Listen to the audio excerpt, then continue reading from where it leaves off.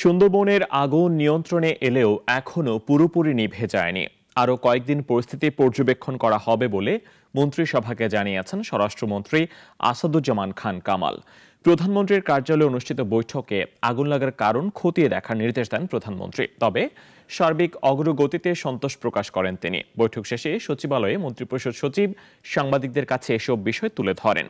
তিনি আরও জানান, শীঘ্রই বাংলাদেশ ও উজবেকিস্তানের মধ্যে সরাসরি বিমান চলাচল শুরু হবে। মন্ত্রিসভা বৈঠকে এই সংক্রান্ত একটি খসড়া অনুমোদন দেওয়া হয়েছে। বনের আগুন নেভানোর ক্ষেত্রে আপনার সাথে সাথে ডিক্লেয়ার করা যায় না, তো এই জন্য তারা এখন ওখানে ক্লোজ মনিটরিং অবজারভেশনে রাখবেন আগামী কয়েকদিন, তারপর তারা ডিক্লেয়ার করবেন। না, উনি অবৈধ উনি সন্তোষ প্রকাশ করেছেন যে কার্যক্রমের ব্যাপারে। ওয়ালটন ফ্রিজ কিনে অনেকের মতো আপনিও হয়ে যেতে পারেন মিলেনিয়াল। সেরা পণ্যের সেরা অফার।